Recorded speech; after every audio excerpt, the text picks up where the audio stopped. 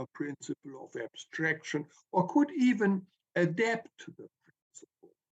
Finally, the Chinese abstained from doing so, and they were hesitant. They have committed themselves to the principle of separation, but not to the principle of abstraction. I'm going to explain to you later on what this is about. Nevertheless, it is important to deal with the principle of abstraction as also a matter of general civil law theory or general civil law philosophy.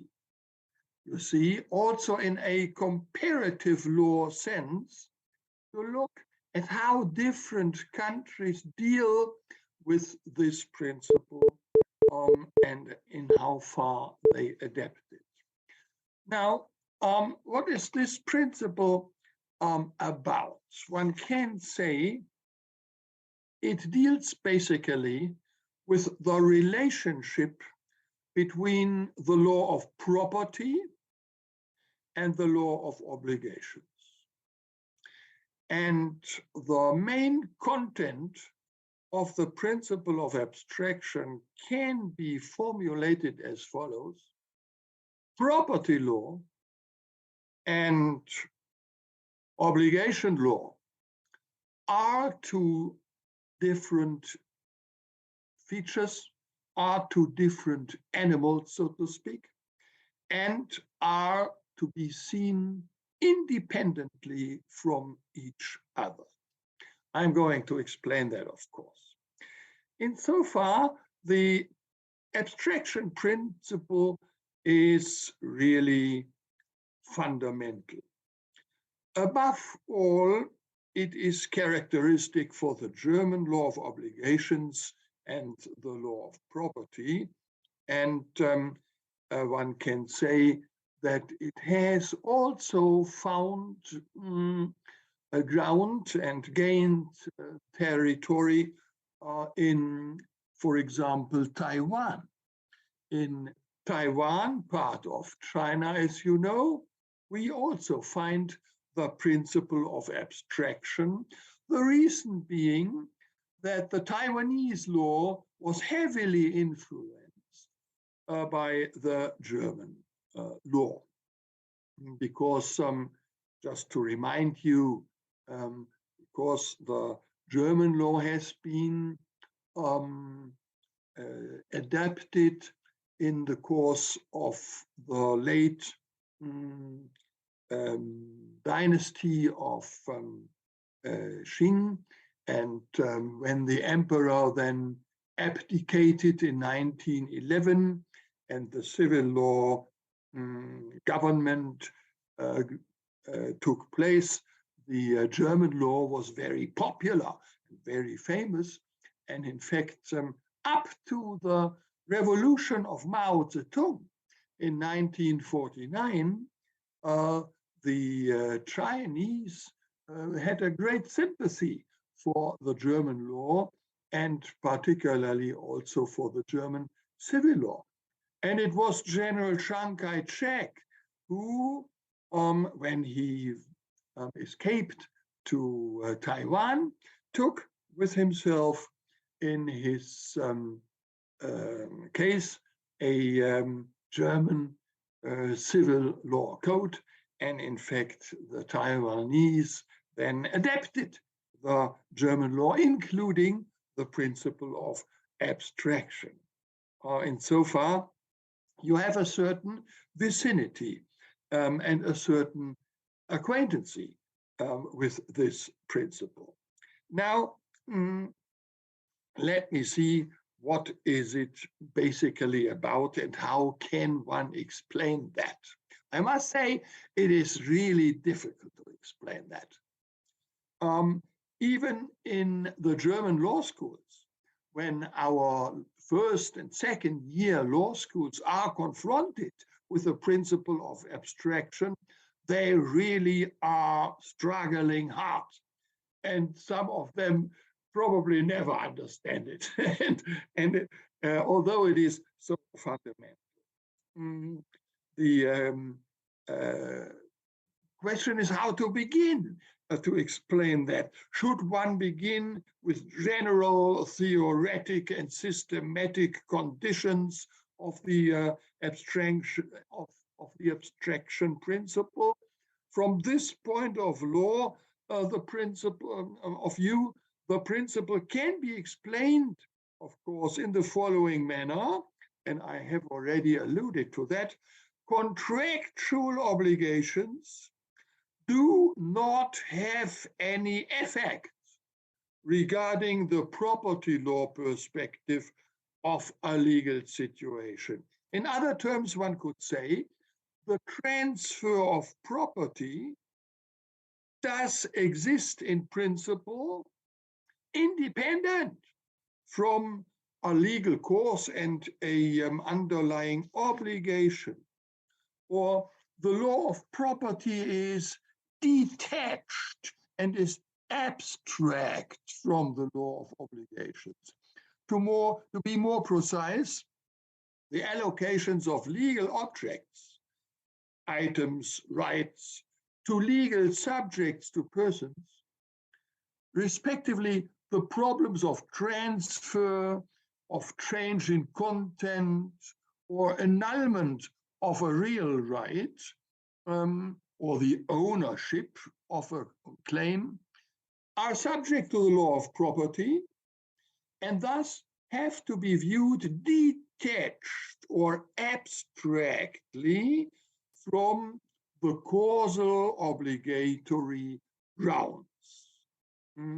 And these obligatory contracts or obligation contracts, part of the law of obligations, define the rights and obligations because the person in relation to the legal actions are linked together.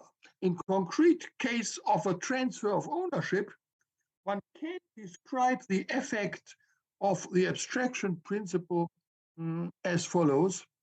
In the framework of a legal transaction in the wider sense, one has to view the obligation contract, which is the causal legal act, separately from the real contract of disposal or fulfillment of the obligation. Admittedly, I must say, these descriptions which one can read in the legal textbooks and in the introductions to German law can actually only be understood if one has already made sense of the abstraction principle, which means that the principle has initially be viewed from different angles. And I think the best way is to deal with cases. So let us have a look on concrete cases. A simple, well-known exemplary case is the situation of the purchase of a vehicle, as simple as that. This is a situation also many students already experienced or will do in future. Let us imagine that we have a seller and owner of a car called S like seller, and the buyer or purchaser B. And we have a C2C contract, a consumer-to-consumer contract. There is no company, no entrepreneurial person involved. And those two persons, S and B, have agreed on a purchase contract, sales contract about a used car belonging to S for, let's say, 5,000 euros by this sales contract.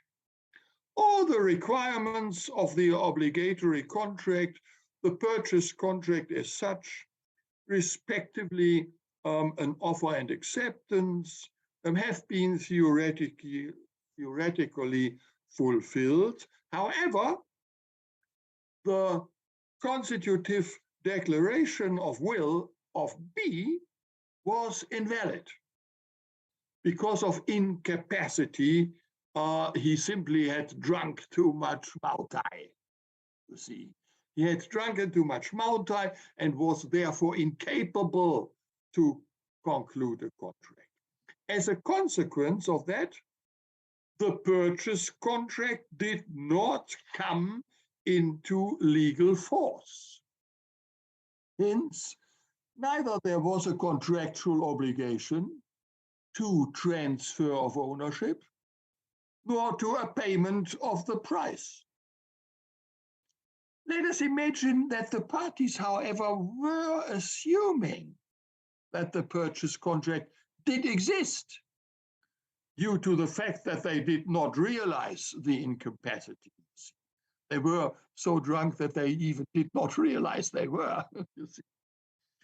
If the alleged purchaser now, the buyer, comes 3 days later to the seller, now in a state of clear mind, and now wants to transfer the ownership of the car to the buyer, then it is perfectly possible to do so.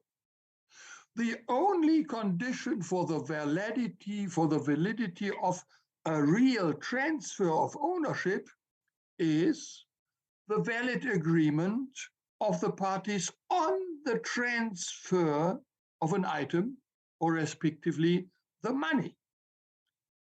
If now the voidness of the obligation contract becomes known, then it is perfectly clear that the seller may reclaim the car, you see, and that the buyer can also reclaim his money after having made the exchange, due to the fact that both parties have been enriched unjustifiably.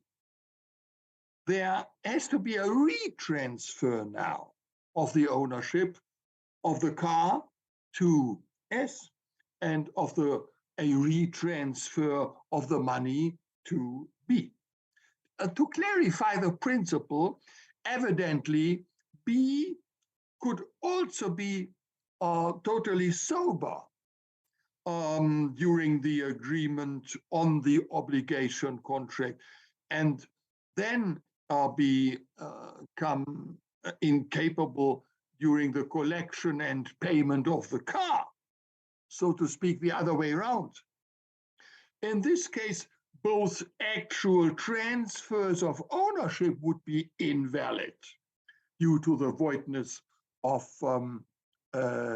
B's declaration of will, so that neither B nor S would have acquired ownership of the car or the money.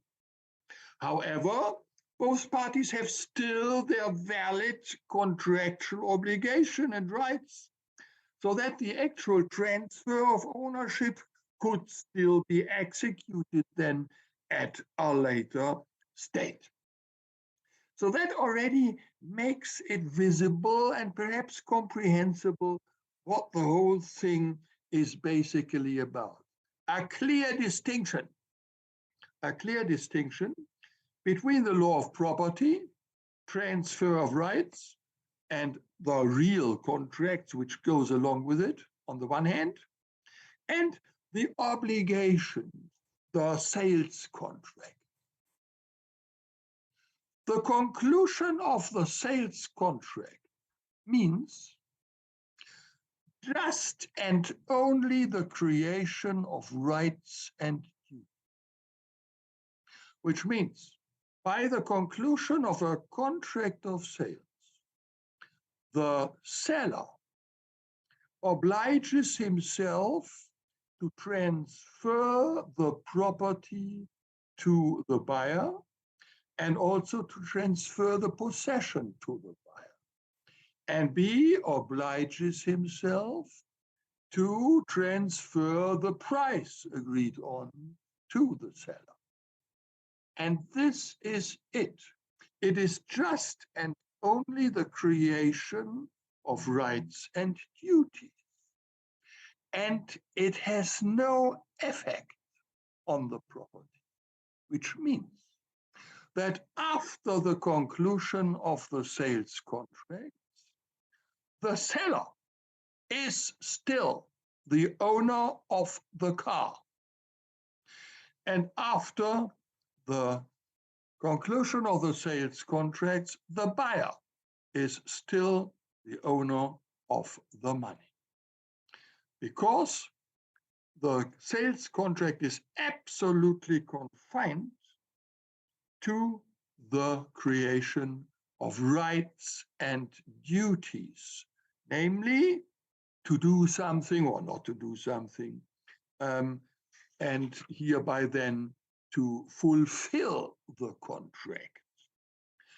Whereas in the property law, which then serves to fulfill the contractual duties and to realize the obligation rights. In this property world, now the transfer of title and possession takes place with regard to the car, respectively, the money. And the main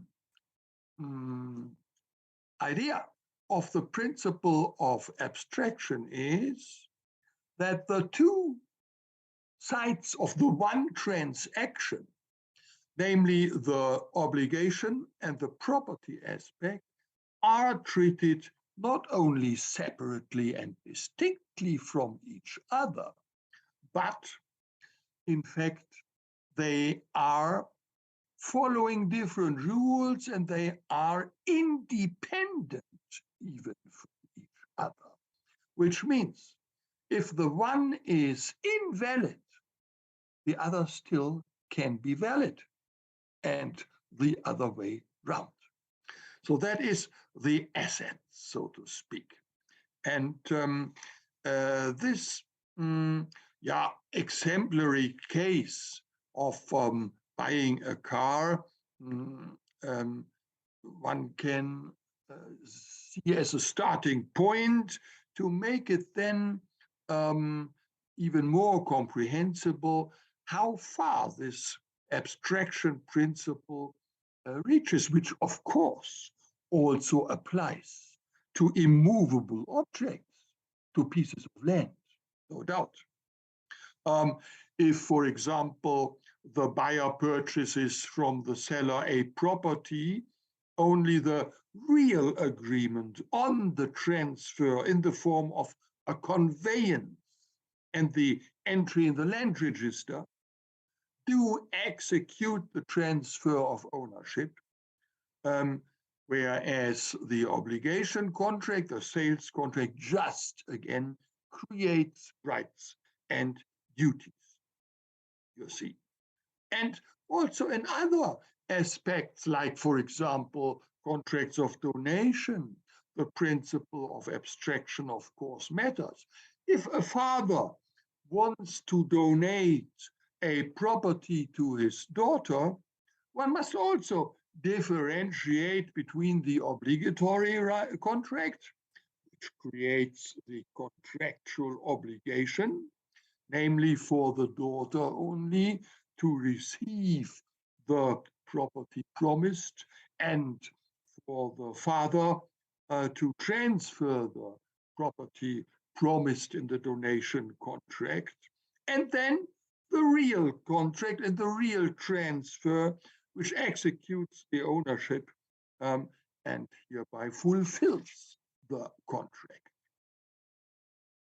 Now, the separation principle, therefore, can be seen as something different. The abstraction principle can be seen as going a step beyond the separation principle.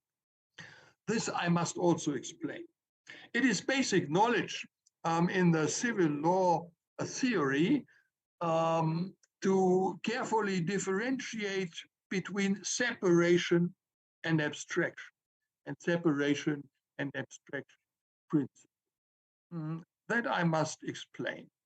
The separation principle only defines the following, namely that the obligatory contract, for example, the sales contract, only creates contractual obligations between the parties, and that it does itself not have any effect on the situation of the property law.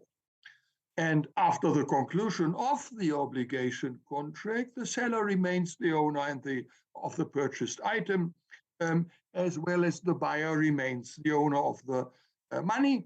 As I have explained, the obligatory contract merely defines a program, so to speak, for the situation of the property law. You see, the obligation contract just creates rights and duties, as I put it, and insofar is a program for the future to be realized. The item sold, the purchased item shall be transferred from the seller to the buyer, and the purchase price shall be transferred from the buyer to the seller. The obligatory contract just creates obligations of the seller to transfer the ownership and possession, as I told you. However, this demonstrates only the contractual dimensions of obligations, respectively, how the situation of the property law is supposed to change. The dimension of the property law has to be clearly differentiated from the former one. And insofar, the latter dimension is the level of the fulfillment of the contract. On this level, the seller is also the transferor, and he has to transfer the ownership. The transfer of movable items is executed through an agreement and a handover. The transfer of immovable items is executed through a peculiar agreement, again, on the transfer, the conveyance, and an entry into the land register. Now, the consequence is, nevertheless, that this is just a separation of the two. A separation, of course, still permits that the two separated items still belong together and that they can be linked again together, which means that it is easily possible for a legal system to, on the one hand, separate property law and obligation law, but let the fate of the one always follow the other, which means even if one separates, one can still say, if the obligation contract is invalid or later on invalidated, then the property transfer is also invalid. Insofar, it is possible to, on the one hand, separate and on the one hand, link the two to each other again. And insofar, the principle of separation is, so to speak, a preliminary step for the principle of abstraction. You see, the principle of abstraction can be found in many different legal systems or legal orders, although not in everyone. The French civil law, as well as most of the Romanic legal orders, like the Italian, the Spanish, the Portuguese civil law, they are governed by the principle of unity. This theory actually represents the counter principle of the separation principle. Here, all is one. here, these Romanic systems do not actually differentiate between the obligation and the real contract. The unity principle does not differentiate properly, and there is no differentiation between the dimension of contractual obligation and the dimension of the allocation of rights.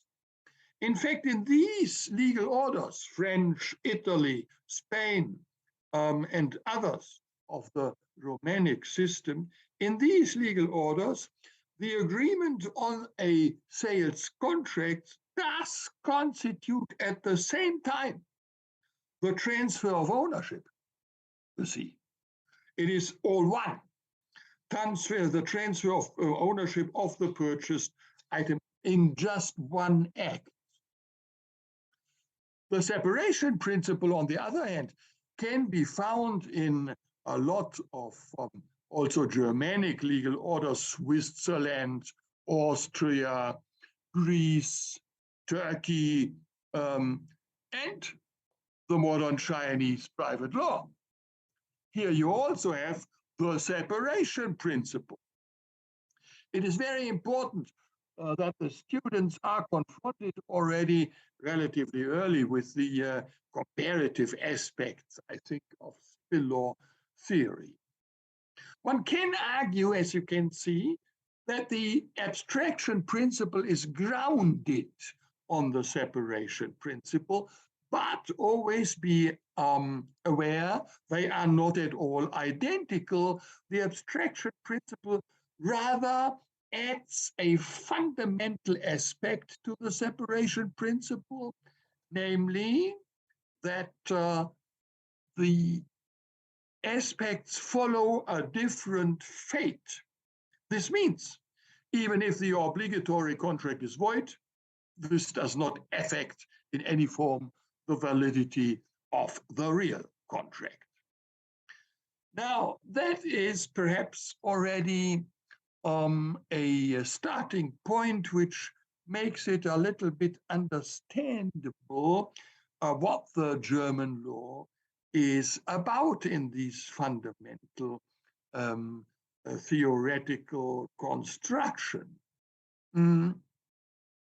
Just to add another example, an obligation contract, a purchase contract, might be void from the beginning due to the legal incapacity of one of the parties, as we have seen, but also due to, let's say, the non-compliance with prescribed formal requirements, or due to a prohibition statute, or it might be also contested later on because of a mistake during the agreement, a deception or a threat by one of the parties. Anyway, all these possible reasons for the voidness of the obligation contract do not affect the validity of the real contract, as long as the real contract does not prove to have any defects itself. This is the ultimate sense of the abstraction principle. The new allocation of real rights remains unaffected from the faulty causal obligatory contract. And insofar, it is perfectly in order to say that the real contract is independent in its legal fate from its causal grounds. Or in other terms, the defectiveness of the causal grounds does not infect automatically the validity of the real contract. I have now many times definitely always said the same, but I hope that it makes it perfectly clear what it is all about. And you can easily imagine also now that the abstraction principle is closely connected with unjustified enrichment. As you know, Chinese law has also a lot of provisions on unjustified enrichment now. But the importance is not so big and not so prominent as it is in German law. In German law, it is perfectly clear that once the obligation contract is defective, but the real transfer of property is in order and right, then we have a situation which must be redressed because the actual transfer of the property is not in accordance with what the party actually had in mind and what they wanted. And insofar, it is now the institute of unjustified enrichment which hereby does this redress. Or as a famous lawyer once said, the law of unjustified enrichment heals the wounds which are caused by the principle of abstraction. Now, so much as to the actual content. Of course, you may ask yourself, why do they do that? What is the sense behind it all? How can one treat a normal everyday transaction in such a way to split it up into so many aspects? One must be perfectly aware of, let's say, an ordinary transaction of this sale of a car, for example, is not seen as a unitary legal act, but it is, so to speak, split up in the obligation contract, constituting just rights and duties, and then in two real contracts, one concerning the property and possession of the car, and one concerning the property or possession of the money. Insofar, this one unitary situation of life is being atomized into three legal acts. Now, once a student has gained a basic understanding of the abstraction principle and seen this fundamental difference between law of obligations and law of property, one, of course, must ask oneself, why does the law do this? Why don't the Germanic legal systems not follow the French way of a unitary view on these economically unitary transactions? Now, it is admitted that the usefulness of the abstraction principle does not become accessible at first sight. On the contrary, it seems to be an artificial, constructive complication of a uniform natural situation into the three transactions, one obligatory contract and two real contracts. This seems to be remote of everyday life.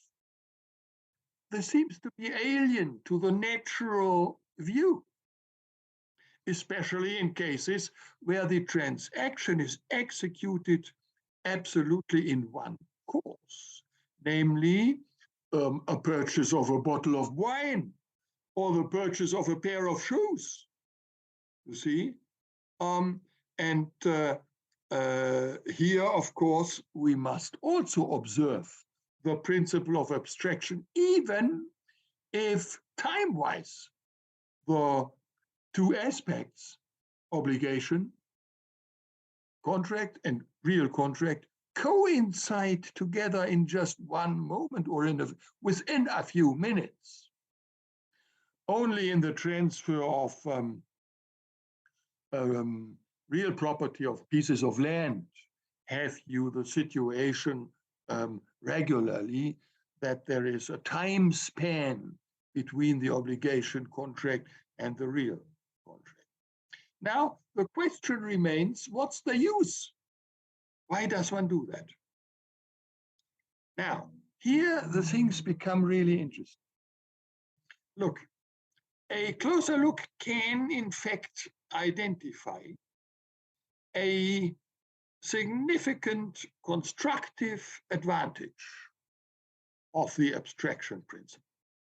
Namely, a potential third party who wants to buy the item from the original first buyer is protected by the abstraction principle. More precisely, he is protected by the independent legal validity of the transfer of ownership independent from the contractual situation between the first seller and the first buyer. You see, in a situation where an obligatory contract is void, but the transfer of ownership has been executed without default, the third party can now acquire the ownership of the item without a problem. And this is possible independently from his good faith. The legal possibility grounds on the fact that the original buyer of the item could acquire full and valid ownership without a problem, as the transfer of ownership was abstract from the causal obligatory contract to the seller. At a second stage, the third party now could therefore acquire ownership without being exposed to any real claims of restitution from the original owner of the item. In other terms, the third party does not have to care about the validity of the former causal obligatory. Does not have to care. And this signifies the decisive advantage of the abstraction principle, which can be described as the protection of transactions. Fast, simple, and smooth transactions are supported by the abstraction principle because it makes the transfer of title independent from the validity of the obligation contract. All the uncertainties which derive in practice from the causal obligatory contract vanish. In a nutshell, the ownership becomes more secure and more tradable, you see. This is exemplified, for example, if you look into the United States. In the United States, where there is no principle of abstraction familiar to the legal system, there are law firms busy with trying to find out whether a transfer of property was in fact valid or not by looking at the obligation contract and their validity. And law firms are busy with, so to speak, reconstructing deep into the history what happened step by step with respect to the transfer of property and their dependence, in fact, on the respective obligation contracts. Now, this is not unconceivable in a system with the principle of abstraction. Now, if the purchase contract between the original buyer and the original seller was void or contestable, the parties of this transaction have to deal with each other on a basis of the law of obligations, and the original buyer may compensate the original seller if he may be no longer able to retransfer the purchase item. And insofar, the solution of the problem is left to the first parties. And in any case, the second buyer or the third party is well off. He remains unaffected by this confrontation and enjoys his full acquisition of the ownership of the purchased item. However, it can be objected that a large part of the protection transaction is also achieved through the bona fide purchase, which means a acquisition in good faith. That is, of course, true. Those objections are not false. It is true that the abstraction principle has lost its importance to a great deal since we have introduced in the civil law systems the possibility of a acquisition in good faith. However, the abstraction principle does already create a protection for transactions for movable and immovable items apart from any good faith, and insofar goes further. Apart from that, the principle of good faith is not applicable with regard to the assignment of a claim. It only guarantees a limited protection of transfer insofar, and again, the principle of abstraction goes further. And so far, it is no doubt a grand step forward. Namely, it can speed up the transferability and hereby the tradability of items. So much as to the true reason behind that. Now, dear students, let us have a closer look at the historic creation and the development of the abstraction principle, because at least a good student normally shows an interest in the question where the abstraction principle comes from and how it has been developed. I must mention again a very famous name, Friedrich Carl von Savigny. Friedrich Carl von Savigny, who lived from 1779 till 1861. He must be mentioned here. And he must be mentioned in every history of private law because it is owed to him and his school of Pandectists, or the historical school, that the abstraction principle has become a vital part of the theory of legal transactions and thus has found its way into the German civil code. All the students should know Friedrich Carl von Savigny, at least in Germany. After all, he has dedicated his academic work to many subjects of law, of Roman law, of the theory of legal methods. You see, the interpretation methods, for example, basically have been developed by von Savigny. The historical interpretation, the systematical interpretation, the grammatical or verbatim translation, and the teleological interpretation, looking at the objectives.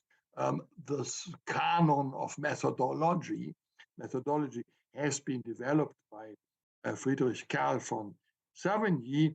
And after all, he's the founder of the very important jurisprudential school of history or historical school of Pandectists, which has been in force at the beginning of the 19th century, and which was the driving force in the development of the law. And with regard to Friedrich Karl von Savigny, he has, in a way, discovered the principle of abstraction according to his own self-esteem and his own understanding. The principle of abstraction was already embedded, perhaps hidden, perhaps disguised, but in any case embedded in the old Roman law of some 2,000 years ago. But that is a little bit contested because other people say, no, Friedrich Karl von Savigny has not in fact discovered the principle of abstraction, but he has developed and in fact has created this principle. In any case, be it as it may, the authors of the German Civil Code definitely highlighted the autonomy of the law of property from other areas of law, particularly from the law of contract and from the law of obligations. And insofar, it was no surprise that the abstraction principle entered into the civil code of Germany, from which then even the Taiwanese government in the mid-40s or mid-40s, late 40s of the last century took it with them to the island of Taiwan. And one can say that this principle has indeed been seen always as not only a progress with regard to the differentiating process of refined legal instruments in the civil law, but has also been seen as economically advantageous. Because, as I mentioned, it provided for fast, simple, and smooth transactions. The legal policy argument is the protection of transfer is quickly and uncomplicatedly possible, because the second purchase or the follower of the first buyer is to be protected.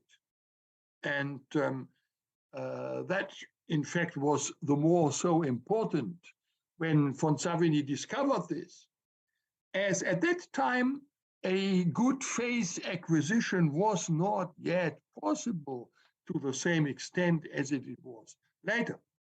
And no doubt, the abstraction principle lost some of its charm and some of its economic importance due to the introduction of the aforementioned good faith acquisition. Nevertheless, especially the need for securities without any risks concerning their validity because of their legal causal grounds was satisfied by this principle. You know, economically, it was a breakthrough. Moreover, the principle led the way to the fiduciary assignment of an item as security, which is characterized by a credit user who transfers movable items to the creditor, who consequently holds them in trust for the credit user and secures its own demands deriving from the credit through a possible valorization of the items. So this, of course, made it understandable that the principle of abstraction was so successful. Nevertheless, there were always some exceptions of the principle of abstraction. I have not yet mentioned the exceptions. As all the principles in this world, we have also exceptions. And these are interesting for the relevant dogmatic technique in the application of the principle. In this line of thought, it is crucial to know the most prominent, well-accepted exception, which is defined as a breach of the abstraction principle. And the first group of cases is the constellation of an identity of mistake. Identity of mistake. This definition describes the situation in which the obligatory contract or obligation contract and the following act of transfer suffer from the identical mistake and thus are void due to the same default. For example, legal capacity. If the buyer or the seller was totally drunk, both at the time of the obligation contract as well as at the time of the transfer of property, then the two aspects, property related and obligation related, suffer from the very same mistake. And so far we have an identity of mistake. And this leads, as you can easily see, to the exception from the abstraction principle. Now, there are some other cases of an exception which are being discussed. A second group is known as the conditional connection. Conditional connection exists in a situation where the validity of the obligation contract is by the parties set as condition for the real contract of disposal. This is normally possible without a problem, except for the case of a conveyance, which must always be unconditional, conveyance of property. Such an argument is normally not explicitly made, hence this construct is regularly based on a tacit agreement. But I do not want to dwell any longer on this group of cases. Now, as you can easily imagine, dear students, one feels today uncomfortable with the abstraction principle, even if you have understood the systematic and the dogmatic technique, and even if you know how to handle it, and even if you know all about the historic background, you still feel uncomfortable. And I can tell you that this feeling is not new. Already at the very time of the turn of the century, from the 19th to the 20th century, which means when the German civil code entered into force, there was harsh criticism also of this principle. And there are actually good reasons for a critical view of this principle. Let us try to find out what the criticism is about. First and foremost, there is the objection of remoteness of everyday life. It is often said that the abstraction principle causes an artificial construction and compilation of a relatively simple situation. And it is thus the reason that it has been called a doctrinal violation of life, a doctrinal violation of life when this principle was formulated. And one can easily, I think, follow this description and in fact identify oneself with this criticism, because it in a way forces us to dismantle a simple purchase of a movable item into three detached and legally independent legal transactions. One critic said that the remoteness of everyday life was in fact obvious. At least this objection is understandable. When lawyers dismantle a simple purchase of bread by a housewife into three contracts, one obligatory and two real contracts, one cannot really expect much approval of this jurisprudential trick for a normal citizen. It is even hard to explain to an experienced businessman that after a purchase of a car and after the payment of the purchase price, the seller might be still the owner of the car when the actual real contract of the transfer of ownership has not yet been concluded. I must tell you, dear students, when I was a law student many years ago, I met my father one day and tried to explain to my father the principle of abstraction. My father was an experienced businessman. He really made some money and was an experienced buyer and seller. And I tried to explain to him, look, father, when you buy a car, you conclude a sales contract. But after the sales contract, you will not be the owner of the car, because that is still dependent from the transfer of property and is a different ball game. My father always went berserk.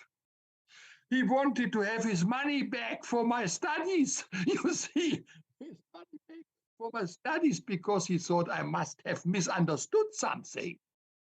In his mind, he of course was the owner. At least after having paid the price, he would be the owner. No, I said, that it has nothing to do. Even if you have paid the price, that is not the transfer of the property of the car. And insofar, there was a controversy going on, which shows you that even very experienced businessmen are struggling with the principle of abstraction.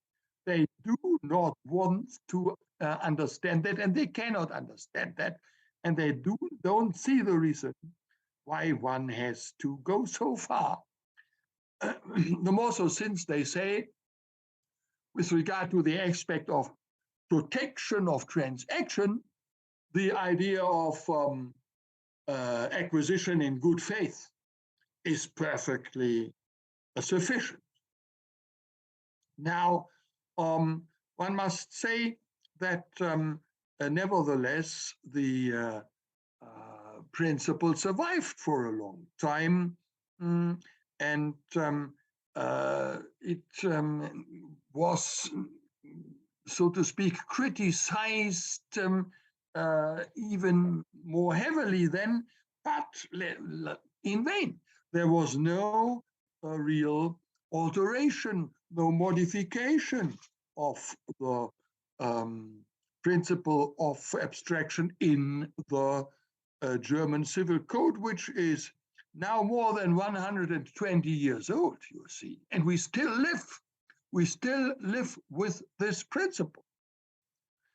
And a new aspect of criticism has come up lately, namely that this principle is a great impediment, in fact, something like a trade barrier in the European Union particularly, and it formulates a major impediment and objection for the harmonization of our law. In a way, German civil law has abstracted itself from the legal orders of its neighbor countries, if not from all other countries in the world, even in comparison with other Germanic legal orders like Austria and Switzerland. Germany has chosen a separate path. In Austria and Switzerland, the separation of obligatory and real contracts is known. However, there is no further reaching abstraction of both kinds of legal relations. Also in the United States and in the United Kingdom, one can recognize a separation, but no abstraction.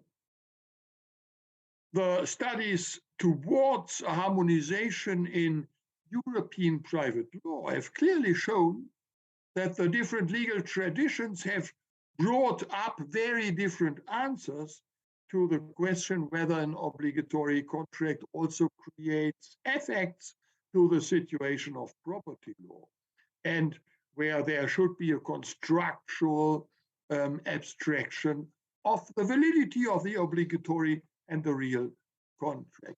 In other words, it is quite obvious, dear students, that the German peculiarities do not simplify the work for a European civil law code or even for a common European contract law.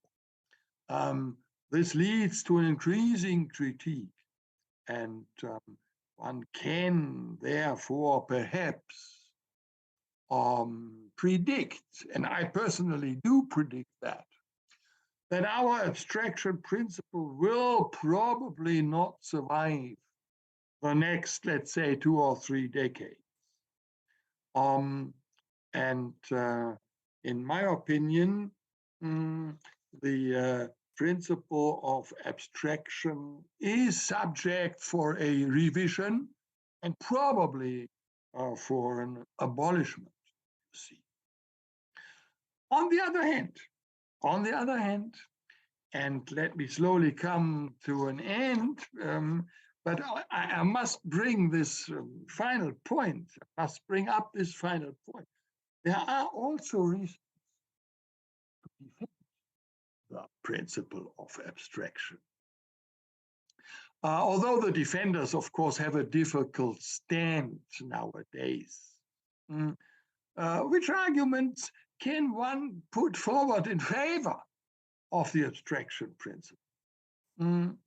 And one aspect is indeed the following. And that is also something which already Friedrich Karl von Savigny had in mind and considered carefully. Look, one can perhaps also find a philosophical foundation of the abstraction principle, which perhaps is even more important than this protection of transfer idea. After all, Savigny lived in a time where the philosophy of Immanuel Kant was famous and generally acknowledged, the so-called idealism, which very much concentrated and emphasized the autonomy of the private person.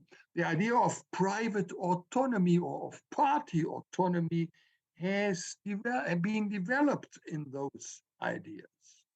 And in the strict separation of the law of obligations from the law of property, one can perhaps see that one can perhaps discover a clear commitment to also the idea that the property law deals with the allocation of goods to persons, whereas the law of obligations just creates rights and duties between persons.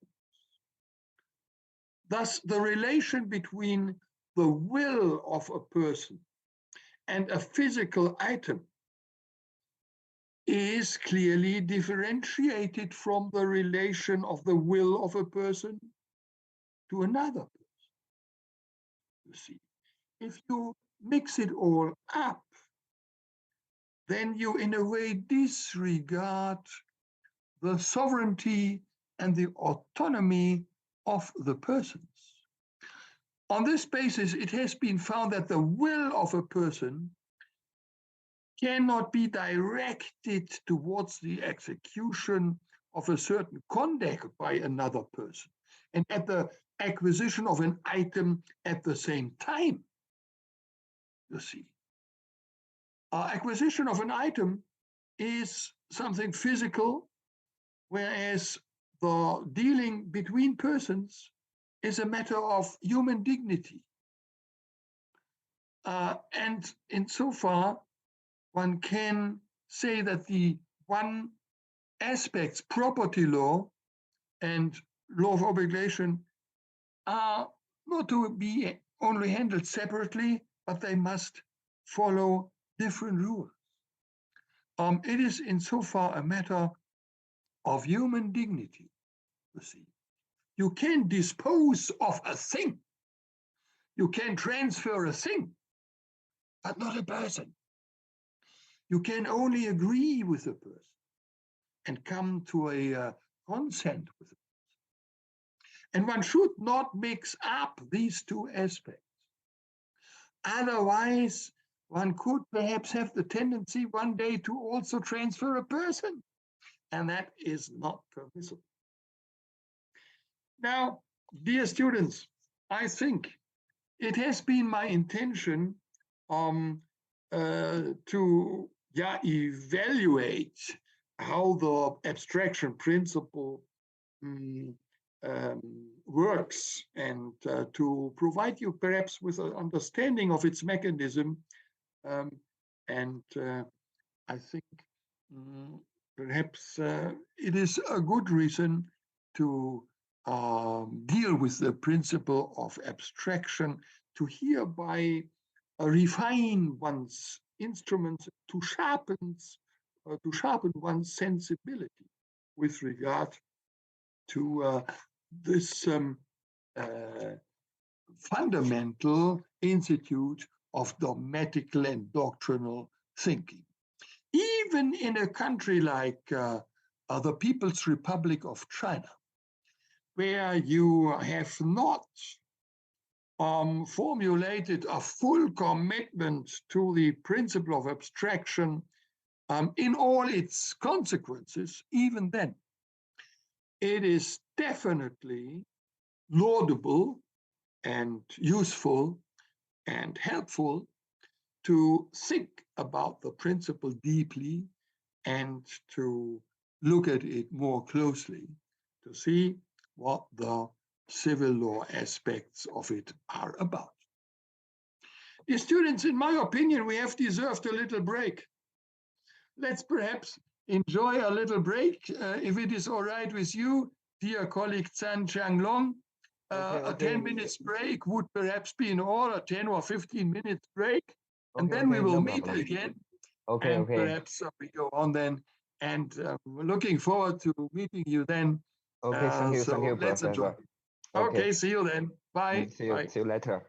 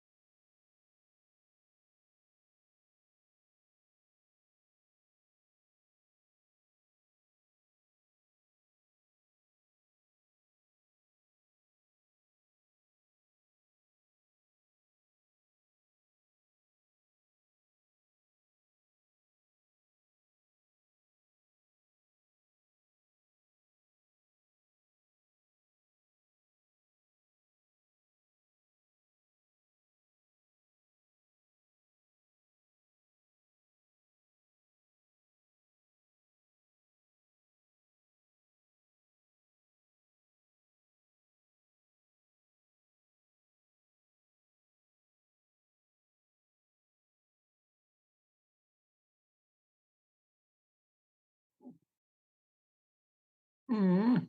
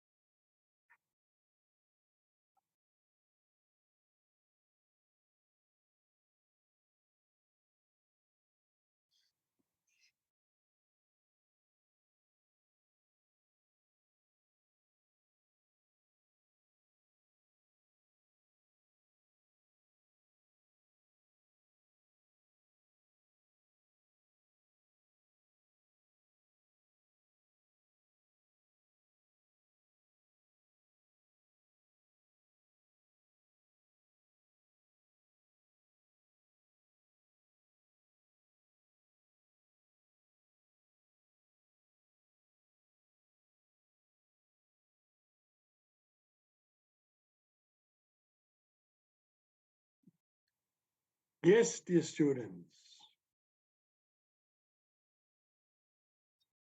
Okay. Are we all Thank you back? for your lecture, Professor. Great pleasure to be back. And yes, before we enter into a discussion, I just want perhaps to mention that the principle of abstraction is just one of the very basic and fundamental principles which govern the law of property and the law of property in respect to the law of obligations, you see. As you all know, the most important principle of contract is, of course, the freedom of contract principle. Another principle of contract law is the principle of relativity, according to which the relationship created by a contract is. I'm sorry, Professor. I can't hear you. Do you open the microphone? I think I have already opened the microphone. Now you should. Okay. Can you hear me now? Okay. Can you hear me now? Good. Shall I continue? Let me continue.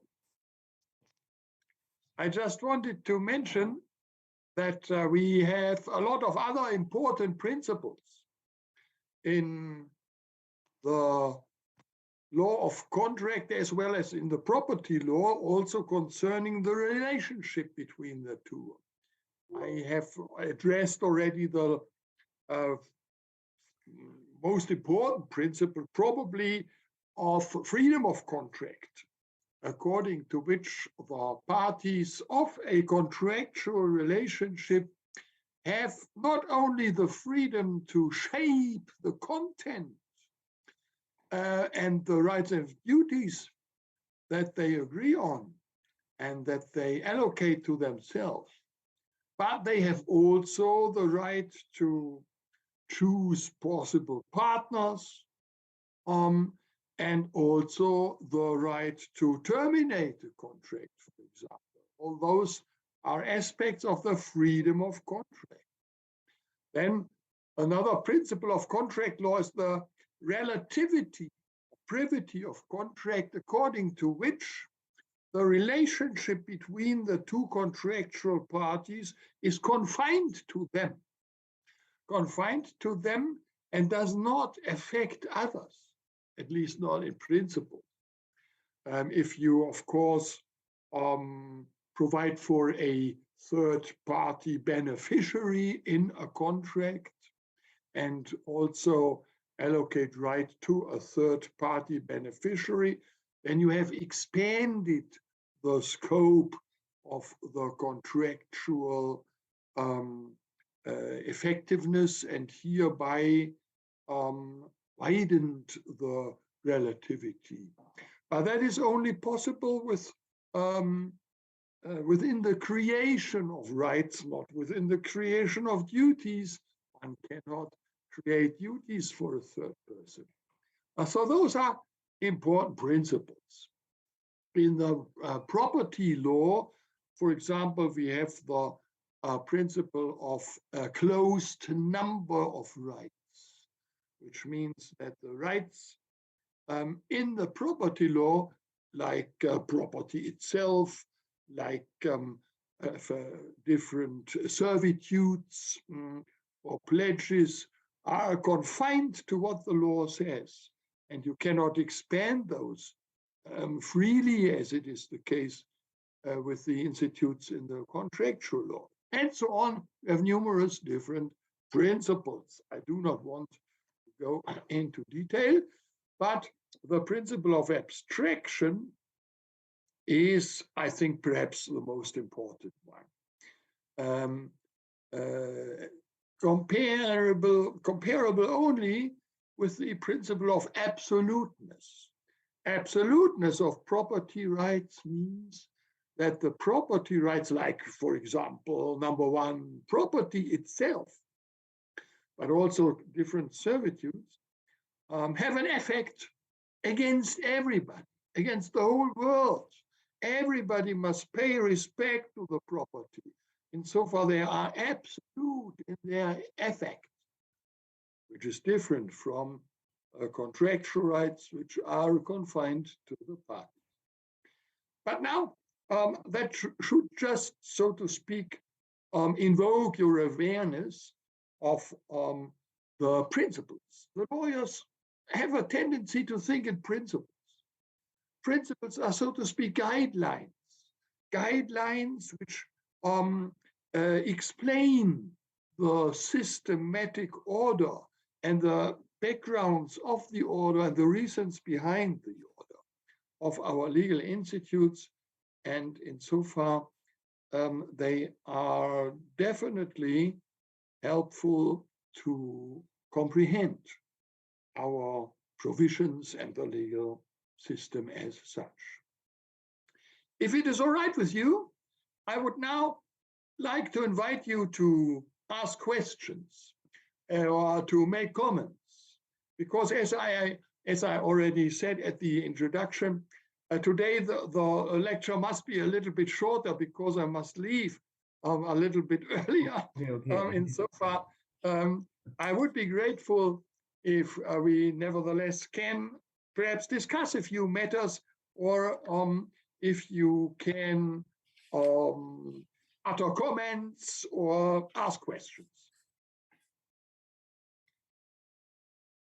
Okay. Professor, I have a question. I wonder, in German, the abstraction principle is strictly insisted on now. Is there any different points or opinions about the abstraction principle? Yeah, good question, colleague Zhang Long. One must say our principle of abstraction has come under pressure. It is under pressure. First of all, we must perfectly realize that it is valid existing law. It is the law.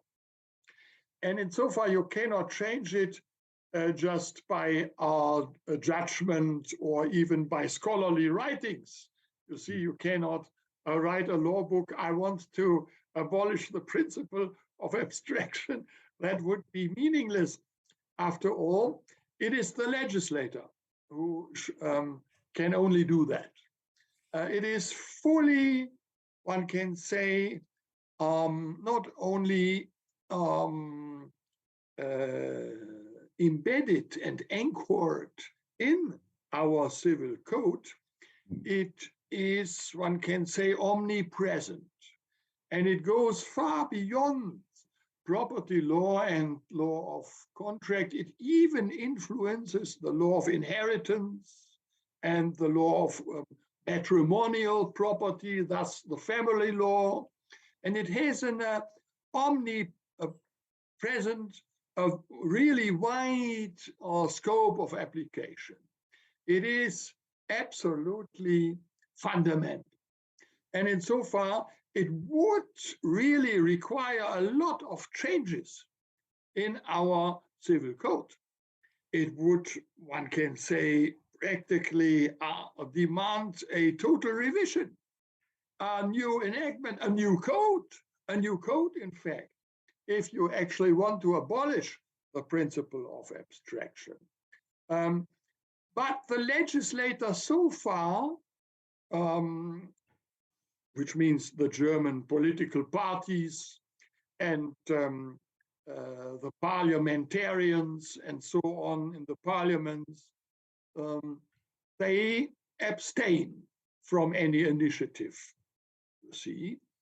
And they want, obviously, to make the principle of abstraction survive.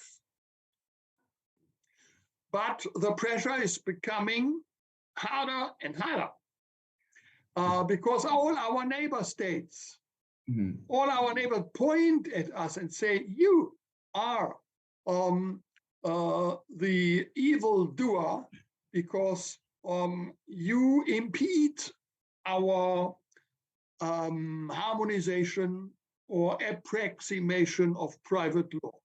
We will never get anywhere.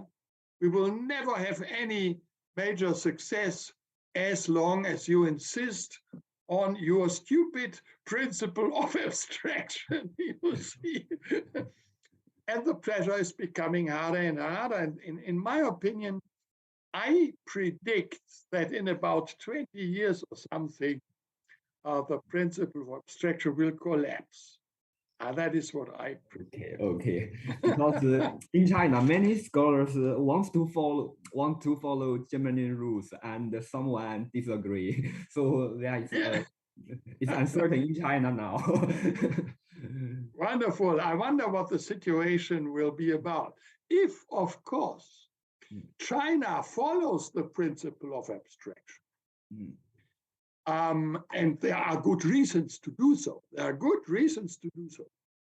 Then I think Germany can, so to speak, in the wake of this movement, uphold the principle of abstraction, because we can then say, look, the Chinese have introduced the principle of abstraction.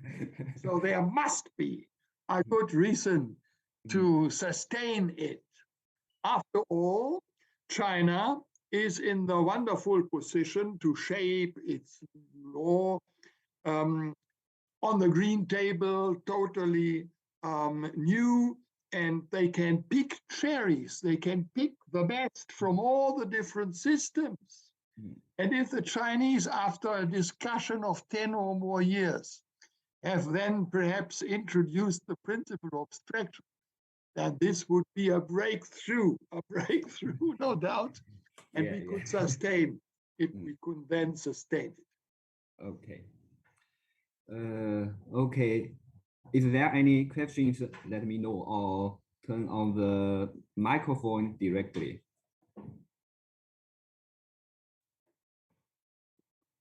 Dear Professor, my name is, I have two questions. My name is Zhang Hongyi. I'm interested in the policy perspectives of the abstraction principle. My first question is related to the argument you mentioned just before, the argument of stronger protection for the third party. In China, there is a view that says because that the abstraction principle is just a presumption of the party's idea. It says that because under the separation principle, there are two juristic acts, one contract and then one real contract. So it is more reasonable to presume that the two juristic acts are unrelated, so that when the party have the contrary willing, they will make the validity of the cashier contract as a condition. So the abstraction principle is not a hindrance to the party's willingness. But in view of the argument you mentioned just before, it seems that the abstraction principle is more like a mandatory rule and rather a default rules, because it constitutes a important foundation of the legal appearances of the register and the their posites. So if we are to protect the third party, the reliance of third party, we have to make sure that the appearances remain reliable. So we have to cut the relation between the two juristic acts. So therefore, it seems that the view I just mentioned in China does not stand. And also the criticism you mentioned of the remoteness of daily life also doesn't stand, because it's a policy balance. It wants to protect the third party interest and sacrifice the interest of sellers. So we cannot say that it is contrary to the seller's willingness, because it's a policy matter. This is my first question. I mean, is this principle a default rule or mandatory rule? And my second question is on the another policy argument made by Ulrich Huber. He made this argument in the Festschrift für Canaries. He said that basically we have to treat equal things equally. So when the seller in a sales contract, he can retract the ownership under the unitary principle, then it is unfair, because in other contracts, for example, services contract, the supplier of the service can only claim the money back on the ground of the unjustified enrichment. So it is unfair for the provider of the services. What you think? What are your thoughts on this second argument? Fantastic question. Dear colleague Chang Hongyi, I am very grateful for your really sophisticated and intellectual questions. Both of them are very highly developed and show that you are an expert in the field, to which I congratulate you. Regarding the first questions, is the abstraction principle a mandatory or a default rule?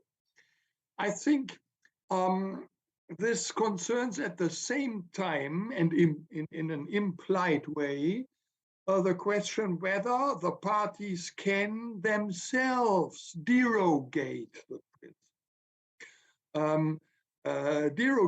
principle, and whether they have the right to totally push it aside by simply declaring that the real contract should be totally dependent from the obligation contract, and hereby link them and, so to speak, withdraw the principle of abstraction. Now, in my opinion, the standpoint to answer this question must have a closer look on the legal order of our civil code, according to which the principle of abstraction is law. And it is, in fact, mandatory in the way that one cannot derogate that freely and without any very solid justification. The courts have honored and accepted several exceptions of the principle of abstractions developed by the parties and by their consent in the group of cases of a conditional link, that the expressly say that the parties say expressly, we want not accept the principle of abstraction, we exercise our freedom of contract, and hereby we shape our own order, and according to which the principle of abstraction should not govern our legal relationship. That must be very, very fundamentally justified by economic reasons, for example, and only then it has been acknowledged and honored and appreciated by the courts. The general approach is, though, the parties cannot freely derogate that, even not in connection with the principle of freedom of contract, because it is a matter of property rights at the same time, and not only of the rights of contracts. And insofar, we have mandatory strict rules because principle of abstraction refers to the same degree to the law of property as it refers to the law of contract. And with regard to the property aspect, of course, the state has a clear interest to formulate general rules which must be observed by everybody. After all, as I mentioned, property rights are absolute, must be paid full respect to everybody. And insofar, all the ways and means of transaction must be clearly described and must be part of the numerus clausus catalog. Only then they can be admitted. So to answer your question number one, I can say the principle of abstraction is mandatory, in this way obligatory. It is strict law use strictum, and cannot be derogated freely by the parties unless there are very, very neatly defined exceptions to it. So that is my answer to your first question. With regard to your second question, I know this fantastic argument by my colleague, Professor Ulrich Huber from Bonn University, who is, like me, already an Professor Emeritus, already a Professor Emeritus, but I know him well, and I know his argument, and this is not a bad argument. It is perfectly true. In the context of a service agreement, in the context of a service agreement, the only chance to get something back after the contract has been proved to be invalid is by unjustified enrichment. There is no other chance. There is no reivindicatio possible, no claim for any particular thing, because service is not only immovable, it is intangible. And insofar, you cannot transfer a service. You can only deliver a service. And you can, therefore, in the case of a service rendered on invalid grounds, only claim back, not the service, but you can claim back the value, the economical value, by a claim of unjust enrichment. And it is true that it is an unequal treatment, with regard to then a sales contract where you have a physical transfer, and then the former seller has the privilege to get the original thing back, see, in natura, physically get the thing back. One can say it is unjustified to treat these same constellations in a different way, you see. On the other hand, are they truly the same? This, dear colleague Chang Hong-Dri, one can also doubt. After all, we have a different order of types of contracts. There are service contracts where one renders a service. This is something intangible. And this is a different thing from a sales contract where mostly, not always, but mostly a corporal thing is in stake. And there can be a justification to treat the two types of contracts separately from each other, because the contract dealing with a transaction involves property law, whereas a service contract does not involve. A service contract is just a matter of a service to be delivered, and it remains fully in its execution or in the fulfillment of the service contract in the realm of law of obligations. The rendition of a service does not touch property law. And insofar one can say, in the field of a sales contract where property law issues come up, it is all right to treat that differently. So insofar, my answer to your second question is, Professor Ulrich Huber is an esteemed colleague of mine, but his argument is clever, but it is not really going through. Yeah, thank you very much. Okay. Thank you for Professor. Thank you for Hong Yi. Is there any question?